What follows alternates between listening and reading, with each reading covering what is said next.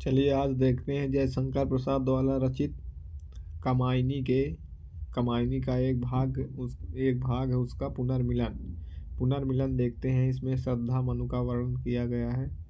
श्रद्धा अपने मनु को ढूंढते हुए जंगलों में जब घूमती रहती है, उसमें इसका वर्णन किया गया है। कैसे?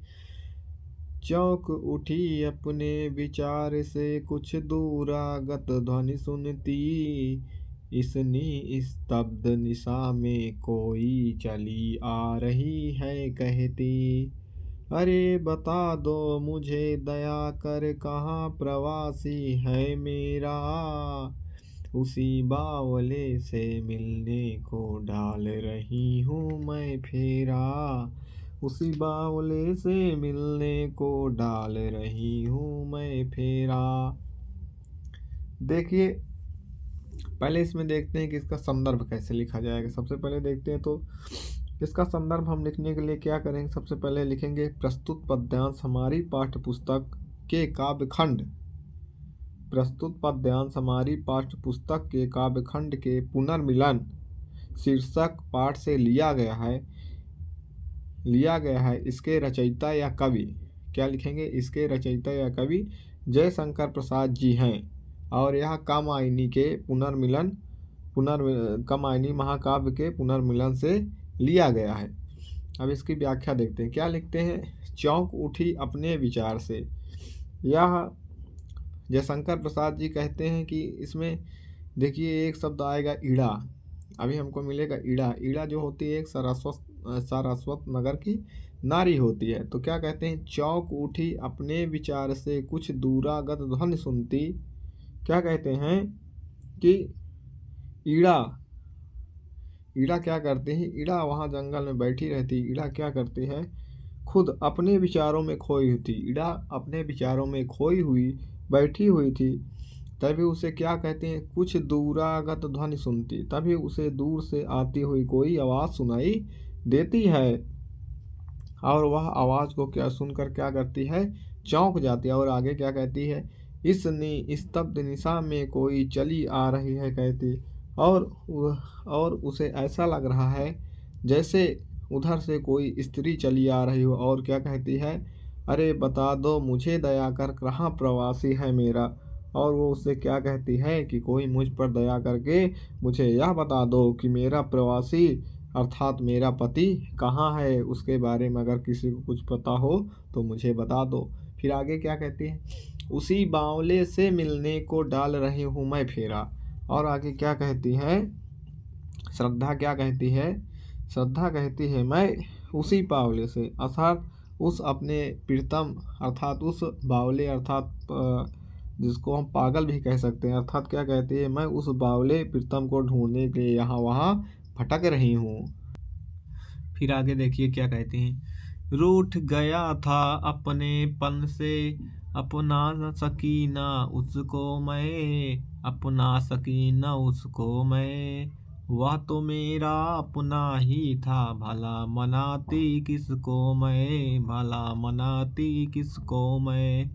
यही भूल अब सूल सदिश हो, यही भूल अब सूल सदिश हो, साल रही उर में मेरे, कैसे पाऊंगी उसको मैं, कोई आकर कह दे रे, कोई आकर कह दे रे।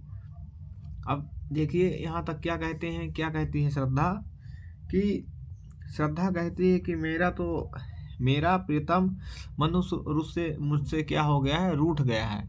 वहाँ तक वो उसे ढूंढते हुए ईड़ा से कहती है इसके पहले वाले में कि अगर आपको मेरे पति के बारे में अर्थात मनु के बारे में कुछ पता हो तो आप मुझे बता दो, मैं उस बावले प्रीतम को ढूंढने के लिए परेशान हूँ। उसके आगे क्या कहती है? रूठ गया था अपनेपन से। और क्या कहती है? मेरा प्रीतम मनु मुझसे क्या हो गया है? वह रूठ गया है, भला मनाती किसको मैं। और क्या कहती है? वह तो मेरा अपना ही था। श्रद्धा क्या कहती है? मनु तो मेरा अपना ही था, मैं उसको भला किस लिए मनाती। और क्या कहती है आगे? यही भूल अब सूल सतीश हो, साल रही उर्मे मेले। क्या कहती है? यही भूल। क्या कहती है कि श्रद्धा कहती है कि मैं उसको मना नहीं सकी, लेकिन क्या मैंने कभी ये नहीं सोचा था कि मेरा मनु मुझे छोड़कर चला जाएगा, न जाने कहाँ चला गया या चला जाएगा। लेकिन क्या कहती है कि मेरी यही भूल अब, क्या कहती है, मेरी यही भूल अब मेरे हृदय में कांटे की भात। क्या कहती है, सूल मतलब कांटा, साल रही उर्मे मेरे। क्या कहते हैं, मेरी यही भूल अब मेरे हृदय में कांटे की भांति चुभ रही है। अर्थात क्या कर रही, श्रद्धा पश्चाताप कर रही है। कैसे पाऊंगी उसको मैं, कोई आकर कह दे रे।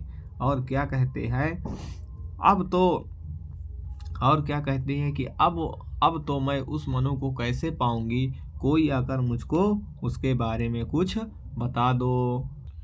चलिए अब उसके आगे देखते हैं क्या कहते हैं। ईड़ा उठी दिख पड़ा राजपथ, धुंधली सी छाया चलती, वाणी में थी करुण वेदना, वह पुकार जैसे जलती। वाणी में थी करुण वेदना, वह पुकार जैसे जलती।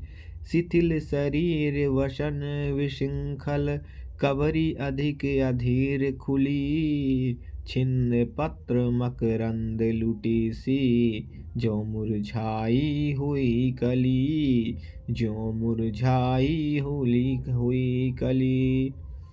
नौ कोमल अवलंब साथ में, नौ कोमल अवलंब साथ में, वह किशोर उंगली पकड़े, वह किशोर उंगली पकड़े। चला आ रहा मौन धैर्य सा, अपनी माता को जकड़े, अपनी माता को जकड़े। थके हुए थे दुखी बटोही, थके हुए थे दुखी बटोही, वे दोनों ही माँ बेटे।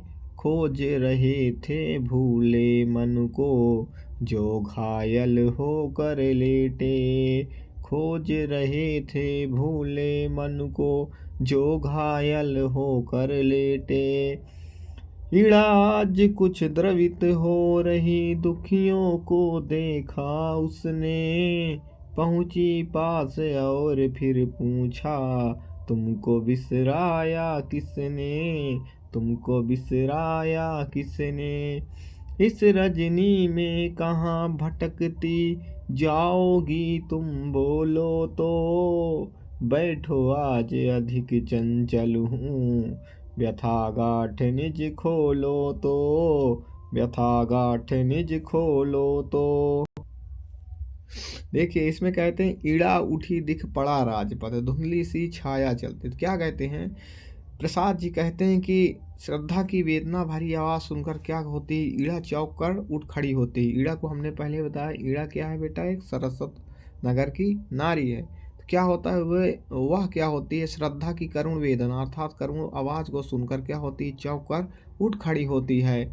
और क्या कहती है, वाणी में उसकी करुण वेदना अर्थात उसकी ऐसी पुकार थी कि वो क्या होती है, एकदम हड़बड़ाहट से साथ खड़ी हो जाती है। और क्या कहती है, जैसे उसकी पुकार हो रही थी ना, उसकी वाणी में करुण वेदना थी अर्थात वह जब पुकार रही थी, उसके पुकार में विरह के ताप में जलती हुई, वह विरह के ताप में कौन, श्रद्धा, श्रद्धा मनु के विरह के ताप में जलती हुई प्रतीत हो रही। तो उसकी वाणी एकदम करुण वेदना से लदी हुई थी। उसके आगे देखिए क्या लिखा है, शिथिल शरीर वसन विशृंखल, कबरी अधिक अधीर खुली, छिन्न पत्र मकरंद लुटी सी, जो मुरझाई हुई कली।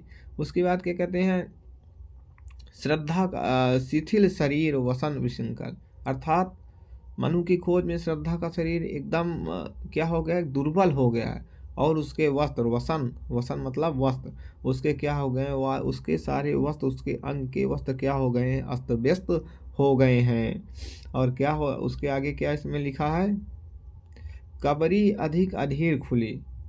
कबरी, कबरी मतलब होती है उसकी चोटी अर्थात उसके जो बाल हैं वो कैसे हो गए हैं, उसकी वेड़ी खुल गई है। और वो क्या, वेड़ी अर्थात उसके बाल वगैरह सारे कुछ खुल गए हैं, और वह क्या हो गए, टूटे पत्तों की तरह बिखर गई है। श्रद्धा कैसी हो गई है, अपने प्रीतम की खोज में एकदम दुर्बल हो गई है, उसके वस्त्र अस्त व्यस्त हो गए हैं और उसकी वेड़ियाँ खुल गई हैं अर्थात वह टूटे पत्तों की भांति बिखर गई है। कैसे, किस प्रकार, जैसे जैसे क्या होता है, फूल से उसका पराग छिन जाता है, अर्थात फूल से उसका पराग अलग हो जाता है, वैसे क्या हो गई श्रद्धा छिन्न भिन्न हो गई। अर्थात जैसे क्या होता है, कोई फूल की कली होती है, जब उसको अलग कर दिया जाता है तो मुरझा जाती है, उसी प्रकार श्रद्धा अपने मनु से अलग होकर एकदम बावली हो गई है, वो एकदम दुर्बल हो गई है, छिन्न भिन्न हो गई है। उसके बाद क्या लिखा है, नव कोमल अवलंब साथ में वह किशोर उंगली पकड़े, चला आ रहा मौन धैर्य सा अपनी माता को जकड़े, थके हुए थे दुखी बटोही वे दोनों ही माँ बेटे, खोज रहे थे भूले मन को जो घायल होकर लेटे। अब देखिए, जब ईड़ा उसको देखती है, यहाँ क्या देखती है, ईड़ा उस स्त्री को अर्थात श्रद्धा को देखती है, वह कैसी होती है, वह जब उसको देखती है तो वह देखती है उसके साथ नव नव कोमल अवलंब साथ में, अवलंब मतलब सहारा, तो अपनी श्रद्धा के साथ में उसका एक छोटा बालक, वह किशोर एक बालक भी उसके साथ आ रहा है, सुंदर बालक आ रहा है, जो क्या करता है, वह किशोर उंगली जकड़े चला आ रहा मौन धैर्य सा, वह किशोर अपनी माता की अर्थात श्रद्धा की उंगली पकड़े हुए चला आ रहा है, और वह ऐसा प्रतीत हो रहा है, ऐसा शांत शांत और धैर्य मूर्ति की भांति प्रकट हो रहा है, जैसे क्या वो ऐसा प्रकट हो रहा है जैसे एकदम एक तरह से पूरा एकदम शांत हो गया, अपनी माता को पकड़े एकदम, जैसे छोटे बच्चे होते अपनी माता को पकड़ते, वैसे से एकदम सेम सिचुएशन में श्रद्धा की उंगली पकड़े हुए उसका बेटा उसके साथ चढ़ा हुई है। कौन कह रही, ईड़ा कह रही है। वही बालक क्या है, अपनी माता के एकमात्र सहारा बचा हुआ है, वही बालक जो उसका है एकमात्र उसका सहारा बचा हुआ। फिर आगे क्या, थके हुए थे दुखी बटोही वे दोनों ही माँ बेटे, खोज रहे थे भूले मन को जो घायल होकर रहते। और क्या कहते हैं कि वे थके हुए थे, क्या कहती देखिए आगे, हाँ ये यहाँ, थके हुए थे दुखी बटोही वे दोनों ही माँ बेटे, खोज रहे थे भूले मन को जो घायल होकर रेटे। अर्थात ईड़ा जब इन दोनों को देखती है, माँ बेटे को देखती है, तो देखो इनको देखकर ऐसा लगता है ये दोनों बहुत थके हुए हैं, अर्थात अत्यंत हारे एवं दुखी लग रहे हैं, एकदम थके हुए हारे हुए दुखी लग रहे हैं। तो वे दोनों माँ और पुत्र घर का मार्ग भूल कर, और क्या क्या खोज रहे थे वे दोनों बटोही, बटोही मतलब होता है पथिक, चलने वाला राही, उसको क्या, वो क्या थे दोनों, वही श्रद्धा उसका बेटा, तो वे दोनों एकदम थके हुए थे। और वो क्या किसको खोज रहे थे भूले मन को जो घायल होकर लेटे। अर्थात वो अपने घर से निकले हुए मनु को ढूंढ रहे थे, जो कहाँ पे, जो ईड़ा के महल में घायल अवस्था में लेटे हुए थे। अर्थात वो श्रद्धा और उसका बेटा, श्रद्धा के साथ में जो उसका बेटा था, वो दोनों श्रद्धा अपने पति मनु को ढूंढ रही थी, जो ईड़ा के राजमहल में घायला अवस्था में पड़े हुए थे। ईड़ा आज कुछ द्रवित हो रही दुखियों को देखा उसने, पहुंची पास और फिर पूछा तुमको बिसराया किसने, इस रजनी में कहाँ भटकती जाओगी जाओगी तुम बोलो तो, बैठो आज अधिक चंचल हूँ व्यथा गांठ निज खोलो तो। क्या कहती है, अब यहाँ पे ईड़ा अत्यंत उनको देख करके अत्यंत दुखी हो जाती है, ईड़ा आज कुछ द्रवित हो रही। ये ईड़ा क्या करती है, जो सरस्वत नगर की नारी होती है, वह उन दोनों को, माँ बेटों को देखकर एकदम बहुत ज़्यादा दुखी हो जाती है, और वो उन दोनों की वेदना को देखकर अपनी आंखों से उसको देखा नहीं गया, अर्थात उन दोनों की वेदना दुख को देखकर वो बहुत दुखी हो जाती है। और क्या कहती है कि, और क्या कहते हैं, जब वो दुखियों को देखती है, उसको अर्थात श्रद्धा और उसके पुत्र को देखती है, तो एकदम दुखी हो जाती है, और उसके पास जाकर पूछते उसको, तुमको बिसराया किसने, अर्थात तुमको किसने भुला दिया है, इस रजनी में कहाँ भटकती जाओगी कुछ बोलो तो। और क्या कहती है, इस अंधेरी रात में तुम कहाँ जाओगी, कौन, ईड़ा कहती है श्रद्धा से कि इस अंधेरी रात में तुम कहाँ भटकती जाओगी, मेरे पास बैठो। क्या कहती है, इस रजनी में कहाँ भटकती जाओगी तुम बोलो तो, इस रजनी में तुम भटकती हुई कहाँ जाओगी, तुम मेरे पास बैठो आज अधिक चंचल हूँ। और क्या कहती है, आप मेरे पास बैठो और अपने दुख का कारण बताओ। क्या कहती है, आज आपके दुख को जानने की मेरी इच्छा हो रही है, अर्थात आप मेरे पास बैठो और अपने दुख का कारण बताओ। ब्याथ गठा नीच खोलो तो, और क्या कहते हैं, मैं तुम्हारा और क्या कहती है, ईड़ा ईड़ा श्रद्धा से कहती है आप मेरे पास बैठो, अपने दुख का कारण बताओ। मैं पूरी प्रयास से मैं तुम्हारा कष्ट दूर करने में क्या करूँगी, तुम्हारी सहायता करूँगी या पूरा प्रयास करूँगी। और आगे क्या कहती है उनसे श्रद्धा और ईड़ा की क्या वार्तालाप होती है उसके आगे सुनिए। जीवन की लंबी यात्रा में खोए भी मिल जाते हैं, जीवन है तो कभी मिलन है, कट जाती दुख की रातें, जीवन है तो कभी मिलन है, कट जाती दुख की रातें। श्रद्धा रुकी कुमार शांत था, मिलता है विश्राम यहीं, चली इड़ा के साथ जहाँ पर वही शिखा प्रज्वलित रहे। सहस्रधद की वेदी ज्वाला मंडप आलोकित करती, कामायनी देख पाई कुछ पहुंची उस तक डग भरती। और वही मनु घायल सचमुच तो क्या मेरा स्वप्न रहा, प्राण प्रिय क्या तुम यो, घुला हृदय बन नीर बहा। अब देखिए यहाँ आगे कहे, जीवन की लंबी यात्रा में खोए भी मिल जाते हैं। यहाँ पे क्या कहती है, ईड़ा जो होती है श्रद्धा को संतावना देने लगती है, उसको साहस देने लगती है, उसको यह समझाने लगती है कि यह इस जीवन की लंबी यात्रा में, अर्थात क्या कहती है ईड़ा श्रद्धा से, इस जीवन की लंबी यात्रा में ऐसे कुछ व्यक्ति होते हैं जो हमसे क्या होते हैं, बिछड़ जाते हैं या छूट जाते हैं, लेकिन क्या होते हैं, खोए भी मिल जाते हैं। लेकिन अगर उनको जब से ढूंढते हैं तो ढूंढने से हमको क्या होते हैं, मिल जाते हैं। जीवन है तो कभी मिलन है, कट जाती दुख की रातें। और क्या कहती है, इस जीवन में क्या कहती है, ईड़ा श्रद्धा को समझाते हैं कि इस जीवन में यह मिलने और बिछड़ने का क्रम चलता रहता है। क्या कहती है, यह यहाँ पे मिलने और बिछड़ने का क्रम चलता रहता है। और क्या कहती है, यहाँ पे धीरे धीरे क्या होता है, दुख का समय बीत जाता है। श्रद्धा रुकी कुमार शांत था, मिलता है विश्राम यहीं। और क्या कहते हैं, श्रद्धा रुकी कुमार श्रांत था, मिलता है विश्राम है। श्रद्धा और वहीं उसका पुत्र दोनों रुकते हैं। जब ईड़ा उनको समझाने लगती है तब वहीं दोनों रुकते हैं और क्या करते हैं, वहीं पे दोनों मिलता है विश्राम, वहीं पे दोनों विश्राम करते हैं। चली ईड़ा के साथ जहाँ पर वह शिखा प्रज्वलित रही।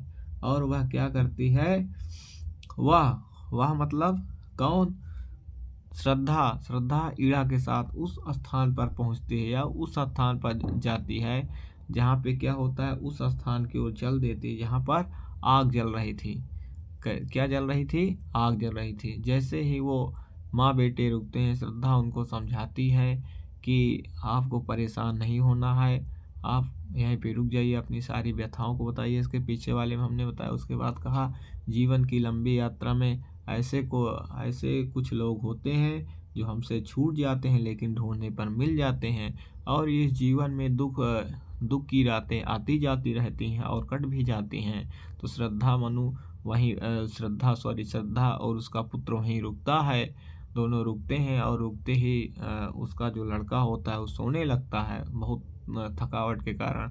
लेकिन क्या करती है, श्रद्धा ईड़ा के साथ उस स्थान पर पहुंचती है। कहाँ पे पहुंचती है, आगे देखिए। सहसा धधकी वेदी ज्वाला मंडप आलोकित करती, कामायनी देख पाई कुछ पहुंची उस तक डग भरती। और वहीं मनु घायल सचमुच तो क्या सच्चा स्वप्न रहा, प्राण पिए यह क्या तुम यो, घुला हृदय बन नीर बहा। क्या कहती है, सहसा धधकी वेदी ज्वाला। और क्या कहती हैं, जैसे ही वो ईड़ा के साथ जैसे ही वह यज्ञ वेदी की जहाँ पे अग्नि धधक रही थी, जैसे वो उसके पास पहुँचती है पहुंचती है तो क्या देखती है, यज्ञ वेदी की अग्नि के पास जब श्रद्धा पहुंचती है इड़ा के साथ, क्या देखती है, वहां पूरा मंडप प्रकाश से भरा हुआ है, पूरा मंडप चारों तरफ प्रकाश से भरा हुआ है। यहाँ कमायनी बोला गया है श्रद्धा को, श्रद्धा देख पाई कुछ पहुंची उस तक तक भरती। और श्रद्धा यह देखकर उस ओर बढ़ती है, अर्थात उस यज्ञ वेदी की ओर बढ़ती है, लंबी फाल भरते हुए, डग भरते हुए बढ़ती है। और वहीं मन घायल सचमुच। और जब वह पास जाकर उसने देखा, अर्थात जब वो पास जाकर देखती है तो सचमुच में पाती है कि यहाँ मनु जो उसका पति था वो घायलावस्था में पड़ा हुआ है।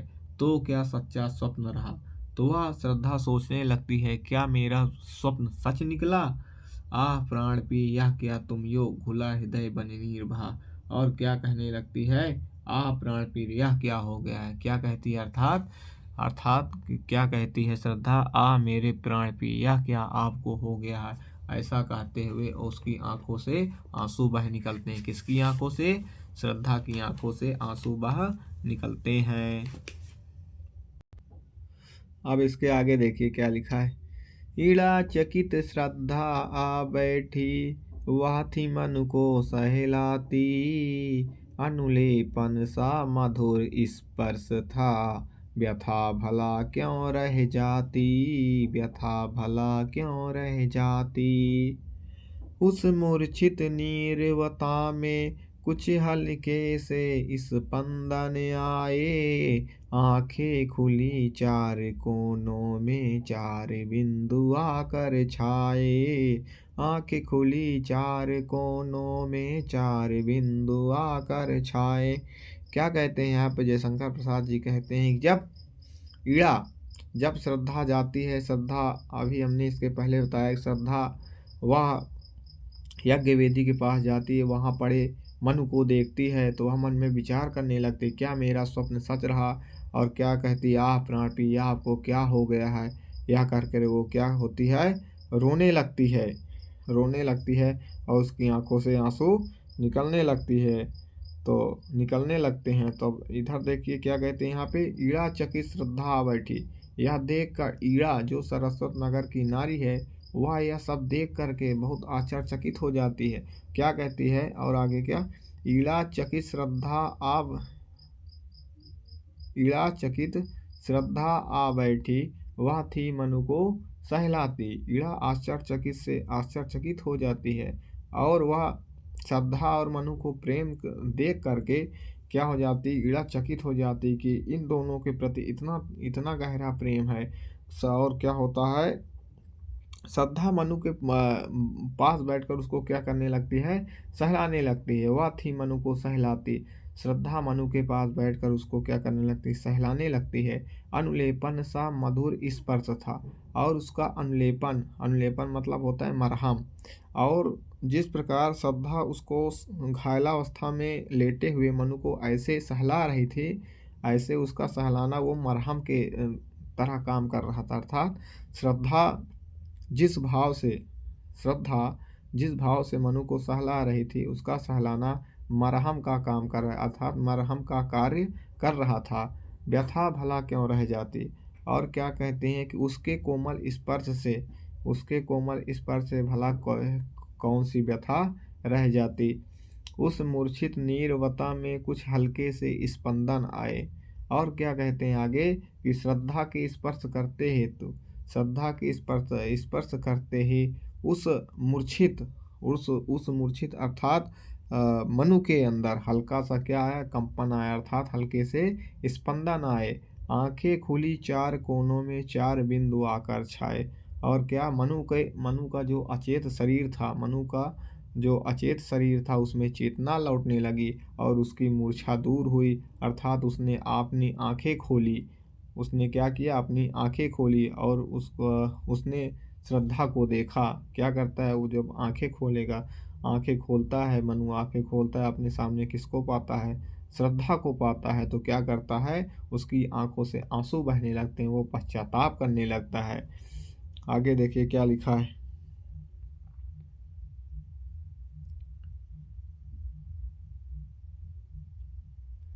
उधर कुमार देखता ऊंचे मंदिर मंडप वेदी को। उधर कुमार देखता ऊंचे मंदिर मंडप वेदी को। यह सब क्या है नया मनोहर, कैसे ये लगते जी को। माँ ने कहा, अरे आ तू भी देख, पिता हैं पड़े हुए। पिता आ गया लो यह कहते उसके रोए खड़े हुए। क्या कहते हैं, उधर कुमार, कुमार अर्थात उसका पुत्र, कौन, श्रद्धा मनु का जो पुत्र है, वह क्या करता है। अब जहाँ पे श्रद्धा क्या करती है, मनु को सहला रही है, तो मनु के अंदर थोड़ी सी चेतना आती है, तो वो श्रद्धा को देखता है ऐसी अवस्था में, तो रुदन करने लगता है, रुदन करने लगता है। तो उधर क्या देखता है, उसके बाद देखिए क्या कहता है, उधर कुमार देखता ऊंचे मंदिर मंडप वेदी को। और क्या कहता है, उधर उसका कुमार जो अर्थात उनका पुत्र, वह क्या वहाँ की जो यज्ञ वेदियों में जो बने हुए हैं ना, ऊंचे ऊंचे, उनकी क्या देख रहा है, उनकी ऊंची ऊंची इमारतों को देख रहा है, उनकी ऊंचे ऊंचे मंदिरों मंडपों एवं यज्ञ वेदी को देख रहा है। वह वहाँ बने हुए किनको देख रहा है, मंदिरों को, मंडपों को एवं यज्ञ वेदी को देख रहा है वह। और क्या करता है, यह सब क्या है नया मनोहर, ये लगते जी को। और उन सबको देख कर वो क्या कहता है, उन सबको जब वो देख रहा होता है, तो वह सोचने लगता है, यह सब कितना मनमोहक और सुंदर है। और क्या कहता है अपनी माता से, ये मेरे मन को आकर्षित कर रहा है। अर्थात उसका बालक कहता है अपनी माता से, जब वहाँ को देख करके क्या कहता है, माता मैं इसको देख कर क्या बहुत आकर्षित हो रही है, मेरे मन को आकर्षित कर रहे हैं। उसके बाद देखिए क्या लिखा है, माँ ने कहा, अरे आ तू भी देख, पिता हैं पड़े हुए। तो उसके बाद में क्या कहती है, जैसे मन चेतन अवस्था में आ जाते हैं, तो क्या करती है श्रद्धा, अर्थात माँ श्रद्धा पुकार करती है अपने बेटे को, और कहती है कि अगर तू भी अपने पिता को देख ले। क्या कहती है, बेटा अभी आ जा, तू भी अपने पिताजी को देख ले। उसके बाद आगे देखिए क्या कहती है, देख पिता हैं पड़े हुए।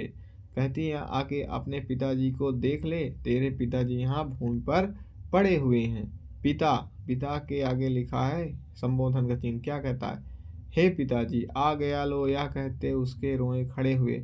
और माँ के पुकारते हैं उसका पुत्र, माँ के पुकारते हैं उसका पुत्र, पिता अब पिताजी के पास आ जाता है और कहता है, देखो मैं आपके पास आ गया हूँ। माँ के पुकारते उसका पुत्र उनके पास आता है और कहता है पिताजी से, पिताजी मैं आपके पास आ गया हूँ। पिता से बात करके पुत्र अत्यधिक प्रसन्न होता है, और क्या होते हैं, दोनों प्रसन्नचित हो जाते हैं। आगे देखिए क्या कहता है उनका पुत्र, माँ जल दे कुछ प्यासे होंगे, क्या बैठी कर रही यहाँ।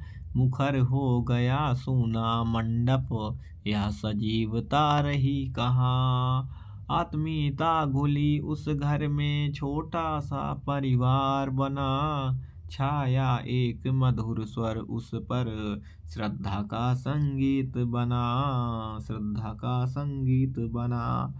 देखिए अब यहाँ पे उनका जो पुत्र होता है, जब श्रद्धा पुकारती है, बेटा आ जा, तेरे पिताजी यहाँ पड़े हुए हैं, भूमि पर लेटे हुए हैं, आ अपने पिता को देख ले। तो उसका पुत्र तुरंत आता है और अपने पिताजी को देखता है। तो दोनों, जब पिता पुत्र अपने आप आंखें मिलाते हैं, तो दोनों प्रसन्न हो जाते हैं, एकदम रोमांचित हो जाते हैं। उसके बाद देखिए क्या कहता है, पुत्र जो होता है क्या कहता है अपनी, माँ जल दे कुछ प्यासे होंगे, क्या बैठी कर रही है।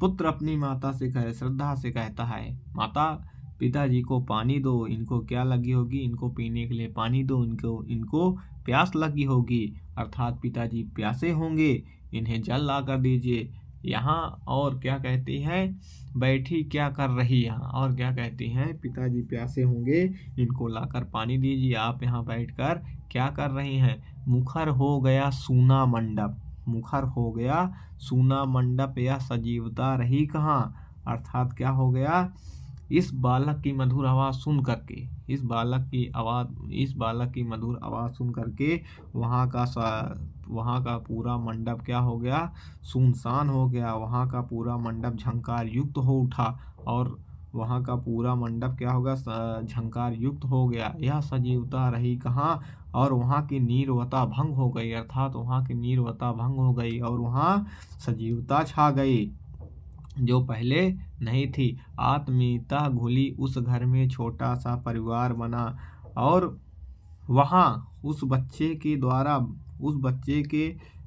बोले जाने पर, उस बच्चे के द्वारा बोले जाने के बाद वहाँ क्षणों में, अर्थात वहाँ पल भर में, कण कण में आत्मीयता का आभास होने लगा। वहाँ पल पल में आत्मीयता का आभास होने लगा और वहाँ परिवार जैसा सुखद वातावरण बन गया। क्या बन गया? परिवार जैसा सुखद वातावरण बन गया। छाया एक मधुर स्वर उस पर श्रद्धा का संगीत बना। और और क्या कहते हैं, छाया एक मधुर स्वर उस पर, और श्रद्धा को यह सब एक संगीत के समान सुहाना लगा। अर्थात क्या इसको कह सकते हैं कि श्रद्धा ये जब सब सुन रही थी, अपने पति और पुत्र के बीच में जो संवाद सुन रही थी, उसको लगा अब वो ऐसा सुनकर एकदम मतलब उसको बहुत सुहाना अच्छा लग रहा था, और उसको उसके बीच आनंद ही आनंद एकदम हो गया। अर्थात वो एकदम मग्न हो गई। क्या कहती हैं कि जैसे पुत्र कहता है अपनी माता से, माता जी पानी दीजिए, पिताजी प्यासे होंगे, इनको प्यास लगी, आप यहाँ बैठी क्या कर रहे हैं। तो पुत्र की बातें सुनकर वहाँ का पूरा मंडप क्या हो जाता है, जो नीरवता मंडप था उसमें सजीवता आ जाती है। और क्या होती है, वहाँ का जो आत्मीयता का आभास होने लगता है, और वहाँ से एक छोटे परिवार का पूरा वातावरण बन जाता है। और यह सब देख करके श्रद्धा के सामने एक संगीत का एक सुहाना संगीत का एक सुहाना आनंद बनता है, और उनके बीच आनंद ही आनंद का भाव विद्यमान रह जाता है। ये आपका खत्म हुआ जयशंकर प्रसाद द्वारा रचित कमायनी महाकाव्य से कमायनी से लिया गया है। कमायनी महाकाव्य से लिया गया है। ये उसका एक भाग है, पुनर्मिलन। ये उसी का भाग आपको इसमें पढ़ाया गया है। आप लोग वीडियो के लास्ट में ज़रूर बताइए कौन सा पार्ट आपको इसमें अच्छा लगा, और अपने दोस्तों के पास शेयर करिए और चैनल को सब्सक्राइब करिए।